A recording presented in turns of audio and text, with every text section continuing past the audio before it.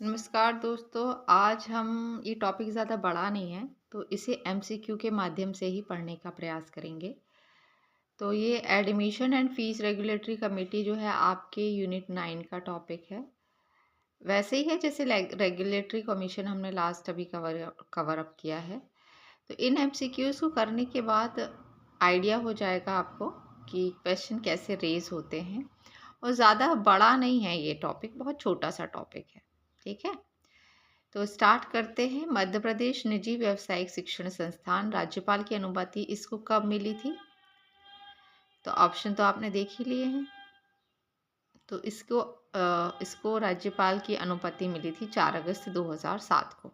ठीक है, यह भारत गणराज्य के किस वर्ष लागू हुआ था? तो ये 98। ठीक है, 98 वाला लिखा था, उसमें भी ऐसे ही लिखा था, तो इसीलिए मैंने वैसे ही लिखा है, ऐसे ही लिखा था उसमें भी। ठीक है, यह अधिनियम किन पर लागू होता है? विश्वविद्यालय माने जाने वाली संस्थान पर, अनेक घटक इकाइयां जो व्यावसायिक शिक्षा प्रदान करते हैं, उन संस्थानों को छोड़कर जिन्हें केंद्र या राज्य सरकार द्वारा बढ़ावा और अनुरक्षित किया जाता है, केंद्र या मध्य प्रदेश अधिनियम के तहत स्थापित विश्वविद्यालय से समृद्ध निजी गैर सहायता प्राप्त व्यावसायिक शिक्षण संस्थान। तो ये चारों आपको पढ़ने हैं, इसलिए मैंने इसमें कोई अलग से आंसर नहीं लिखा है। ये चारों आपको पढ़ने हैं, ये अधिनियम इन सब पर लागू होगा। ठीक है, तो इसी को पढ़ लेना है। उसमें भी वैसे ही लिखा है जैसे मैंने लिखा है ना, उसी को देख के लिखा है।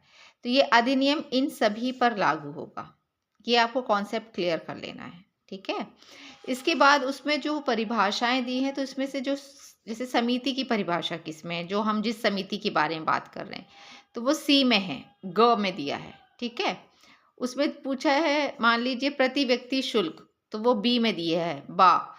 तो उसमें क ख ग घ ब ऐसा लिखा है, उसको मैंने ए बी सी डी में लिखा है, तो ये बी में दिया है प्रति व्यक्ति शुल्क। ठीक है, सी जैसे सामान्य प्रवेश परीक्षा क्या क्या कहलाएगी, तो वो डी में उसके बारे में बताया गया है। शुल्क, मेनली हम शुल्क की बात कर रहे हैं, तो शुल्क की बात किस में कही गई है? ई में कही गई है।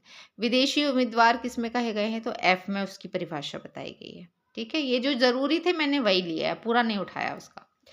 फिर है कि प्रवेश एवं शुल्क विनियामक समिति का संगठन जो है, संरचना, ये किस धारा में मेंशन है? तो ये धारा तो आपको पता होनी चाहिए, जैसे वो रेगुलेटरी कमीशन था वो धारा 36 में था, ऐसे ये इस अधिनियम में किस के तहत है? तो ये धारा 4 में। धारा 4 जो है प्रवेश एवं शुल्क विनियामक समिति के गठन, संरचना, अयोग्यता एवं कार्य के बारे में हमें बताती है। ये आपको बहुत अच्छे से दिमाग में रख लेना है। फिर मध्य प्रदेश प्रवेश एवं शुल्क विनियामक समिति का सभापति कौन नहीं हो सकता, ये आपको बताना है इसमें।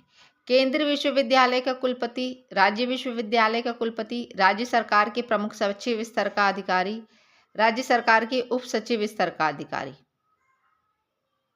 तो ये वाला राज्य सरकार के उप सचिव स्तर का अधिकारी जो है वो इस समिति का सभापति नहीं हो सकता। सभापति कौन हो सकते हैं? जो केंद्रीय विश्वविद्यालय के कुलपति रहे हों, या राज्य विश्वविद्यालय के कुलपति रहे हों, या राज्य सरकार के प्रमुख सचिव स्तर का अधिकारी रहे हो। एक और है, या भारत सरकार के संयुक्त सचिव के पद पर रहे हों, वो भी इसके कुलपति सभापति बन सकते हैं। ठीक है, जो भारत सरकार के संयुक्त सचिव के पद पर रहे हों। ठीक है, इसके अलावा ऐसा कुछ था नहीं जो मैं इसमें देती कि जैसे सभा है तो सभा में कितने लोग होंगे, तो ये मैंने आपको बता दिया कि इतने लोग होंगे, यही लोग सभापति बन सकते हैं। बस इतना ही डिफाइन किया है उसमें, और कुछ अलग से डिफाइन नहीं किया गया है। ठीक है, तो ये 5 क्वेश्चन थे, छोटा सा टॉपिक है, और उसमें ऐसा मुझे कुछ लगा नहीं जो कि मैं आपको बता पाऊँ। इससे ज़्यादा कुछ है नहीं, तो ये आप अच्छे से पढ़िएगा। उसमें सभापति के साथ कितने मेंबर्स होते हैं, उनका टेन्योर कितना होता है, तो टेन्योर के बारे में मैं आपको बता दूं कि वो उसका टेन्योर भी 3 साल ही होता है। इन सभी जो सभापति और जो मेंबर्स रहेंगे उनका टेन्योर भी कितना रहता है? 3 साल ही रहता है, उससे ज़्यादा नहीं रहता है। ठीक है, और इसका गठन जो है वो राज्य सरकार करती है। ठीक है, तो यही बेसिक पॉइंट थे जो मैंने आपको बता दिए हैं। इसके अलावा इसमें ऐसा कुछ और आएगा नहीं, तो आपको पढ़ना क्या है, ये किस पे लागू होता है और ये इसकी संरचना और गठन के बारे में धारा 4 में बताया गया है, और ये इसके सभापति कौन हो सकते हैं। ठीक है, तो आज के लिए इतना ही। इसका सेकेंड पार्ट भी लेकर आऊँगी, उसमें थोड़ा बहुत और चीज़ें हैं जो मुझे लगेंगी, तो मैं इसका सेकेंड पार्ट भी लेकर आऊँगी। अभी फ़िलहाल के लिए इनिशियली आप इसको अच्छे से पढ़िए। तो आज के लिए इतना ही दोस्तों, थैंक यू।